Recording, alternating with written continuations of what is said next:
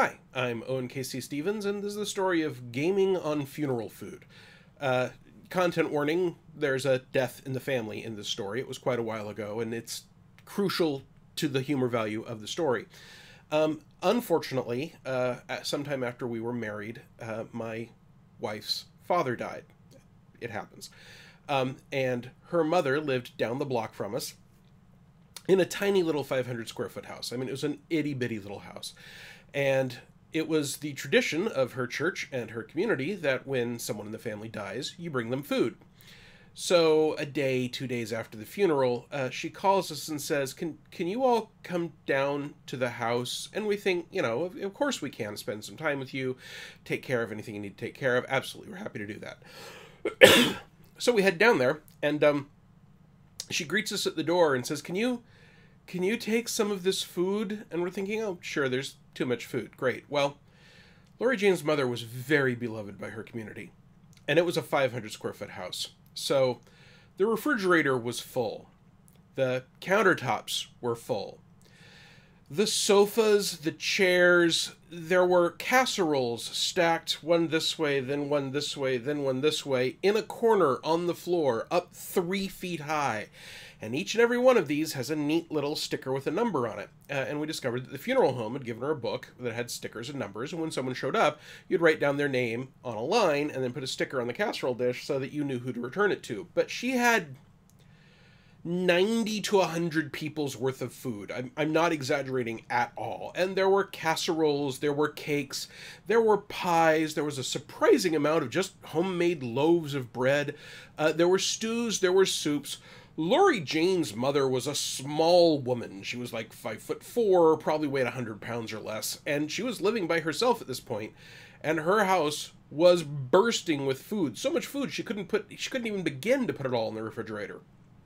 So we said, yes, we can take this off your hands. Of all the things you need to worry about, that's not one of them. And she's like, can you have some friends over? I don't want it to go bad. Yes, Mom, it's okay. We'll take care of it. None of the food will go to waste. We know students, we have friends, we know people in college. We'll take care of it. So we took multiple loads of casseroles and pies and cakes and rolls and stews and soups from her little tiny house to our larger house, which still wasn't enormous, but our refrigerator was at this point both bigger and pretty much empty. And we did a sorting run, and we figured out what we needed to make everything fit in there, and we were putting a casserole dish and then a pie rack over it, and then another casserole dish, and taking some stuff out and putting it in Tupperware so it would fit more neatly. And then we started calling our friends, and we were like, hey, you want to come over and play some role-playing games or board games or just eat, please? And again, we had friends. A lot of them were students. A lot of them were going through college. A lot of them were just trying to make a living as creative artists. So free food was a pretty good draw. And so for a few days, we had people come over to our house. We played a lot of role-playing games. We did a lot of just sitting around. We played a little bit of Nintendo.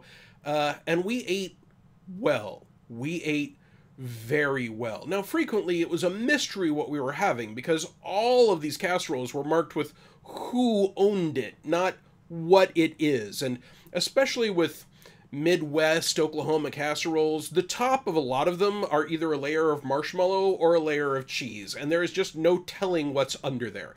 If it's marshmallow, it's probably a dessert, but there are people that put molten marshmallow on the top of very savory dishes. So frequently we'd just haul 2 or 3 out, we'd serve them up, people would take a few bites. If they didn't like it, they'd pass it to the next person. We ate well and fed our friends for days. And I mean, it was a little gruesome, but it was also a feast. We were people getting together, enjoying the bounty that had been given to Lori Jane's mother so that she would not have to worry about these things. And we managed to leave her with all the food she could possibly deal with. And then eventually we washed all the dishes. My wife was smart enough to note, since the stickers were going to come off, what each piece was before we washed it and put it in the dishwasher, and it all got back to their original owners. Some of whom, I admit, have been smart enough to bring things in disposable containers. I think there were just a few that we ended up not knowing where they were, but in the grand scheme of things, it all got sorted quite neatly. It's a fond memory of mine in a weird way, because it was a period of time in which my community of gamers and hungry students got together to help Lori Jane's mother's community problem of too many people loved her and brought her too much food that she could not possibly eat. And you can't really take a casserole to a food pantry. It's cooked. It's got saran wrap over the top, whatever. And this was before I was a professional game designer, so this was a long period of gaming where we had a great time. I am now a professional game designer, and if you are interested in the sort of game design I do, I currently have a 52 and 52 product subscription going on the Open Gaming Store. I'll put the link in the description. It's a new product a week, every week, for 2020. Right at the moment, we already have, as of the time of this recording, 10 or 11 things out.